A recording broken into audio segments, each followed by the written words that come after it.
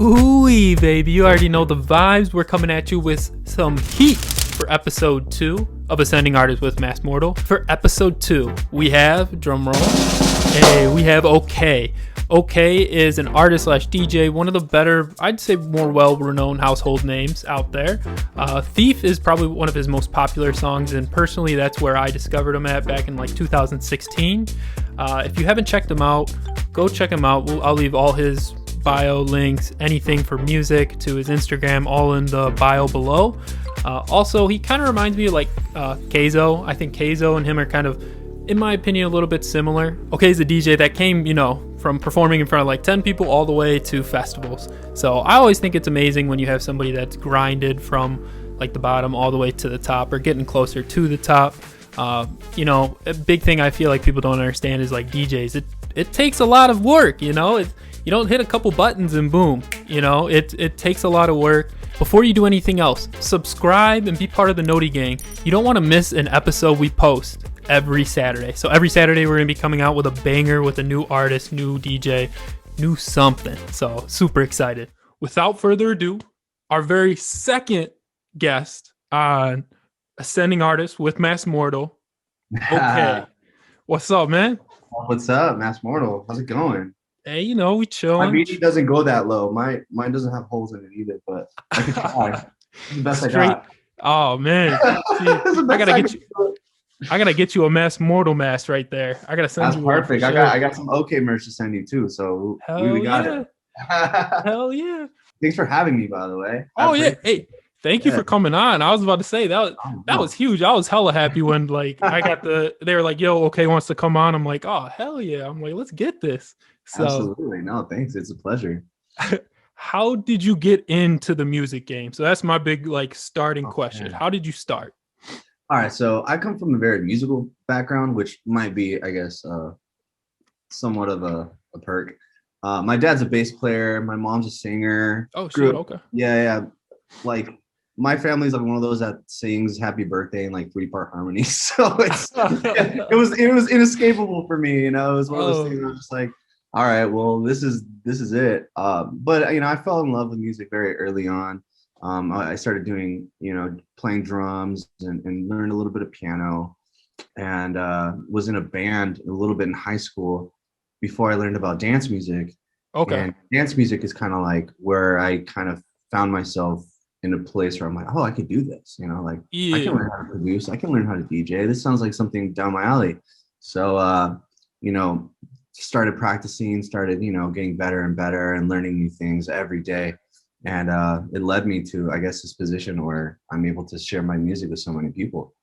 Oh, that's awesome. And that's the great thing is like being able to have that platform where you're able to just like share it to like so many different people, man. Like, it's definitely not, it's not overnight either. It's like one of those things, I was a local DJ at some point. I was barely, my music was getting, declined at labels left and right. Like it's something that everyone has to go through, no matter who you are. No one just makes like the first song and that's it, Yeah, it's very rare for you to have like the first song banger like instantly. It goes out. Everybody. I wish it were that easy. I wish it were that easy. I feel like everybody wishes it would be that easy. If it were, there'd be a lot of people doing it. Hell yeah.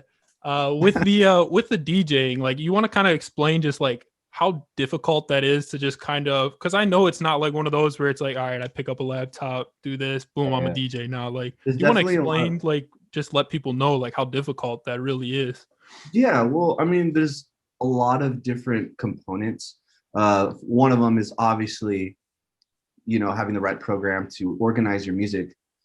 But before that, even, you should collect all the music. So sitting there and understanding what your palette is, what you want your set to sound like, you have to trust your taste in music and understand that if I play this out, people should like it or not. And as a DJ, you have to learn how to read a crowd. You have to learn how to interact properly. You have to understand like how people move.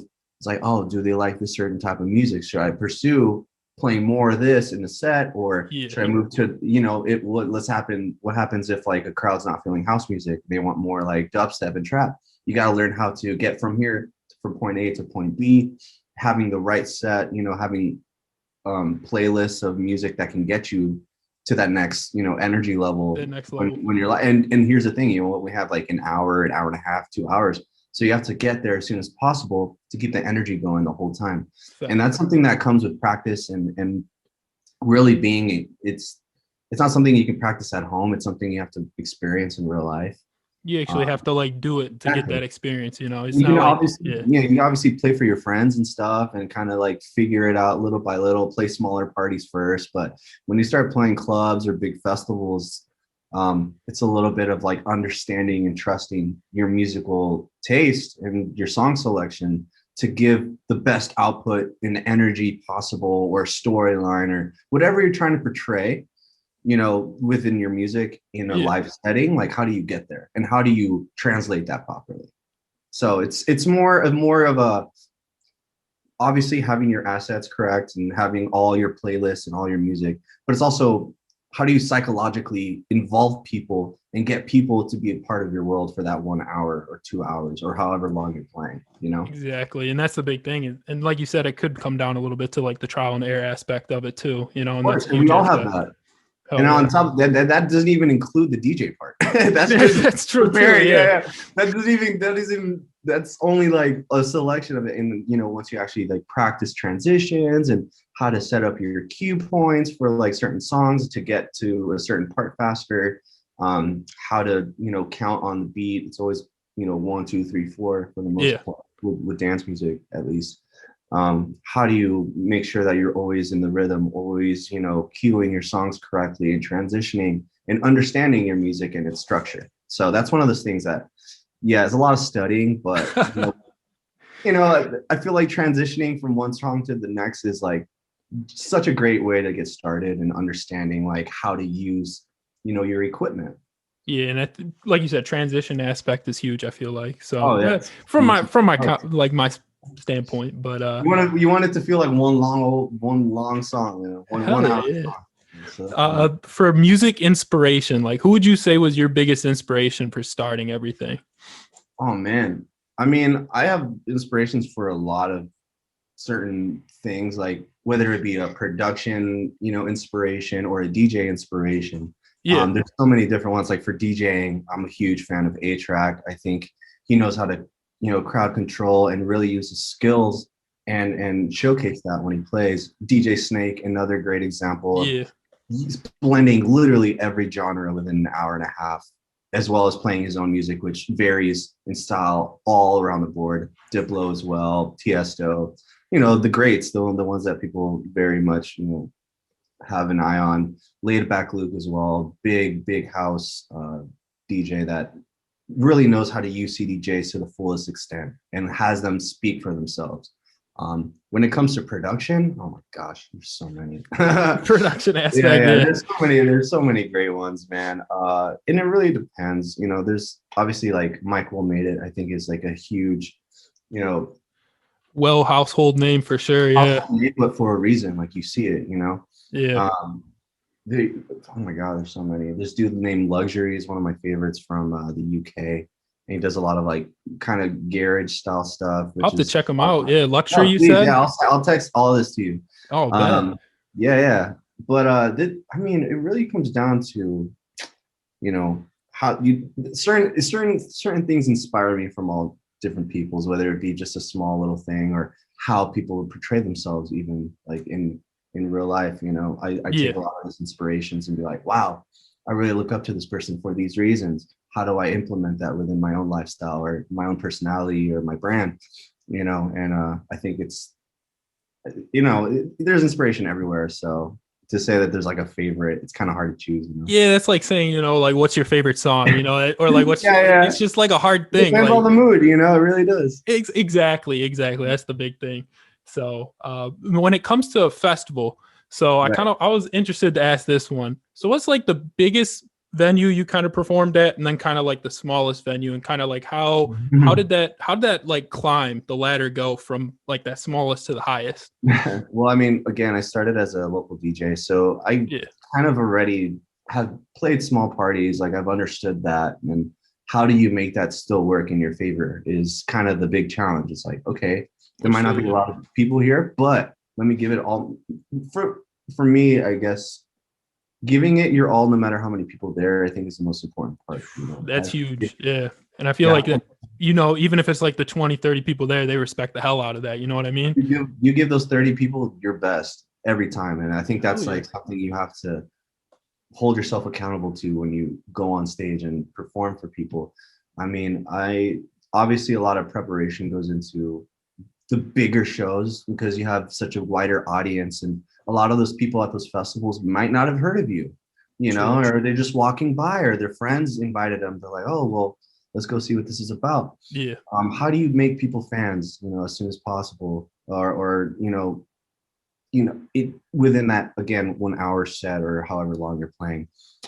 I treat every set the same in the sense of how much effort I put into it. But I obviously have two styles of performing. So I'm a DJ first, done that for 6-7 years now. And then I have my live show, which is a lot of my album related stuff, where I sing, I play all the instruments, I got backup dancers and stuff. And that I've been doing for like 2 years. So for me, balancing those two and making them work seamlessly together, wherever I go, and keeping it within the household of okay. Yeah. It's one of those things that takes time. And, when you play big shows in comparison to small shows, it's like, okay, how do I give people the best show no matter what?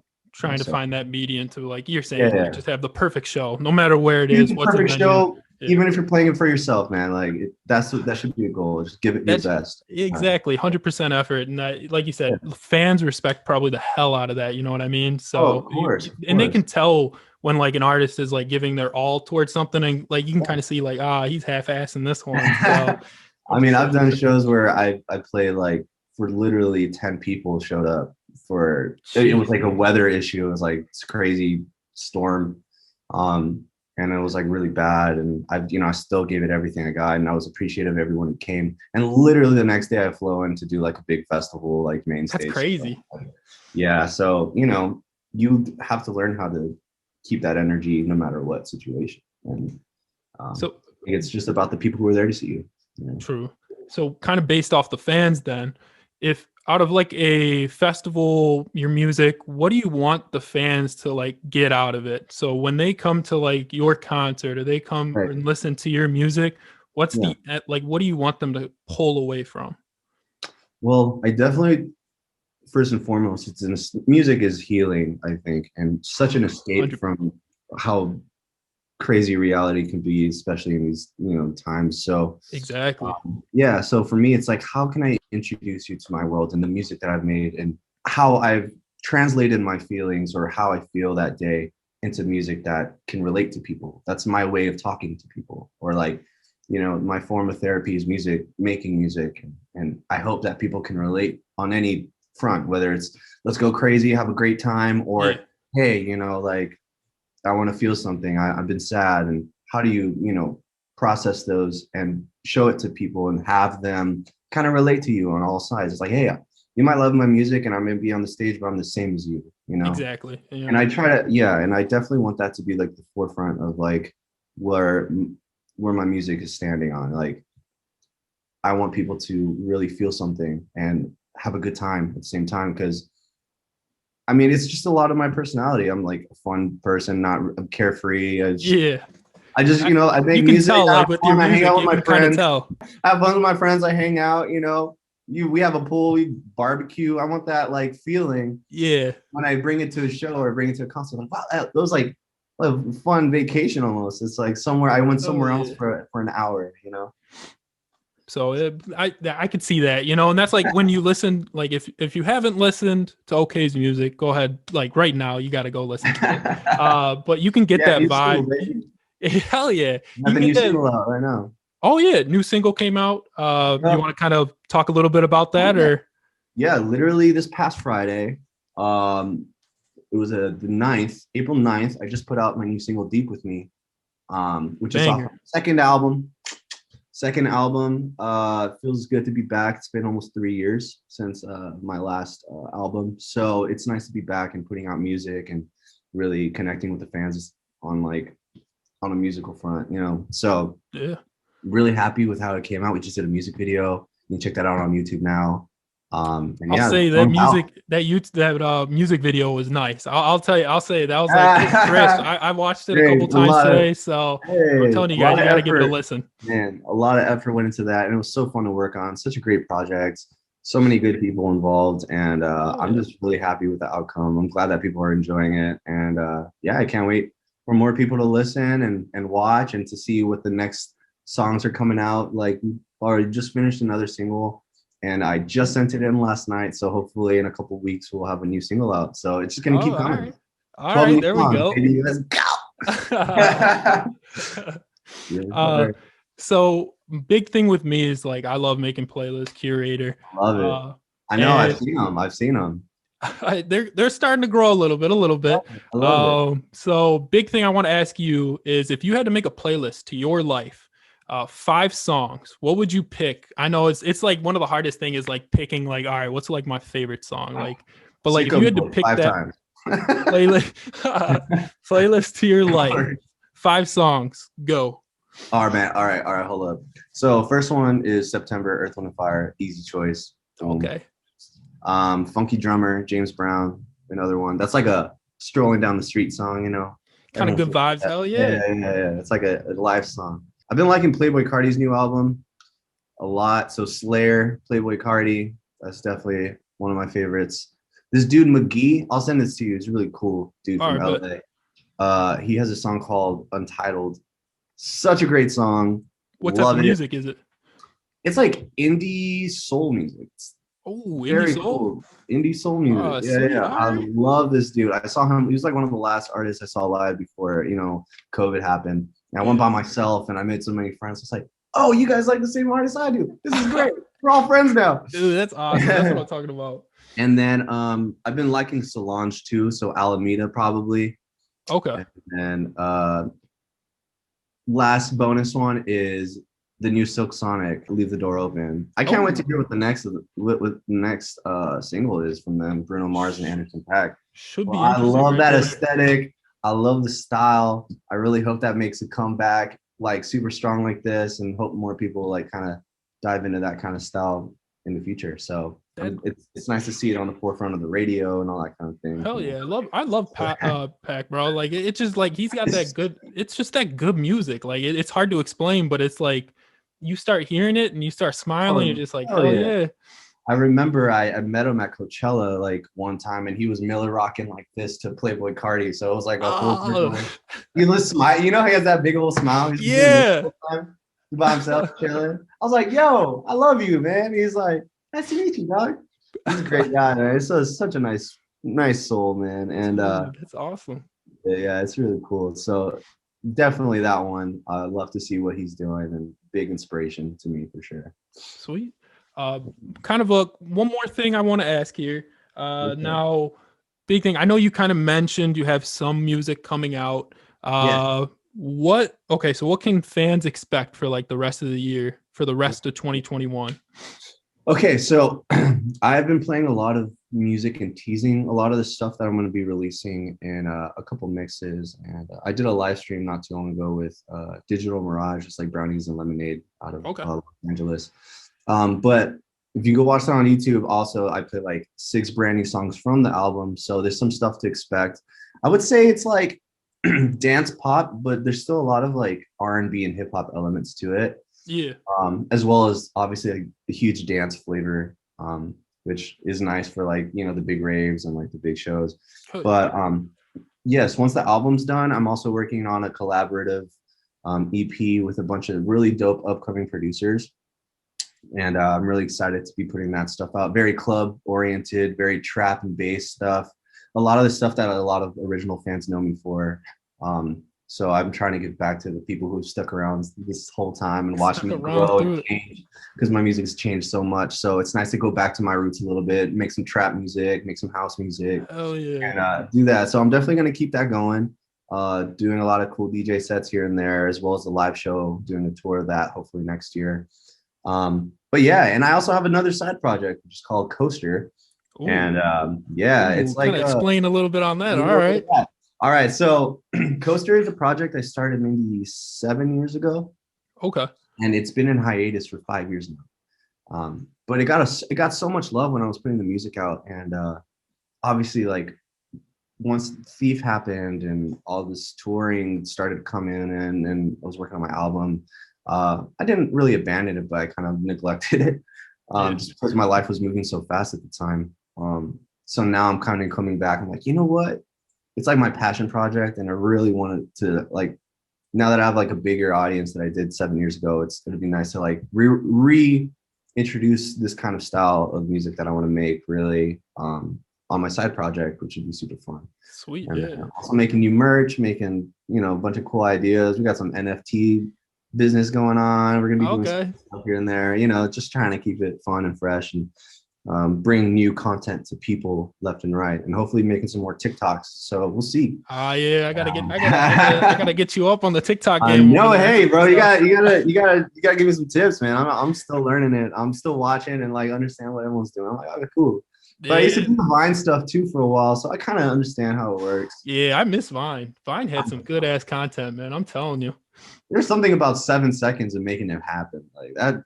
That's it too. Like, don't get me wrong, I love TikTok, but like Vine always has my heart. Like Vine literally has my heart. Yeah, I love it, man. I love both of them. I think they're great. They both have uses. I will say, just being able to promote music through TikTok and show your art, I've learned so much cool stuff about people and like how people, certain lifestyles and cool life hacks and stuff. It's a really cool tool, man. I think it's awesome. So. And I tell independent artists, like, yo, get on TikTok, put your stuff on TikTok, get it going. Like that's probably from what I've seen, like you're independent, one of the best ways to grow. So absolutely.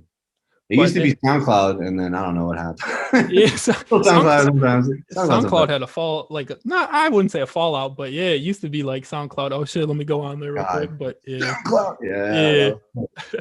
That's hey, but hey, I really appreciate you coming on today. Like, hey, dude, thanks for having me. This is such a pleasure. Hell yeah, nice to meet you. Like finally, I've been watching your TikToks, but we never actually got a chance to talk to today. Yeah, so this is awesome, man. No, I appreciate it so much. Like it was a blast, man. Great ass vibes. So I appreciate it, man. Thank you. Yeah. Thank you again for watching. I appreciate the love and support. If you haven't already, subscribe, hit the noti gang. Until next time, peace.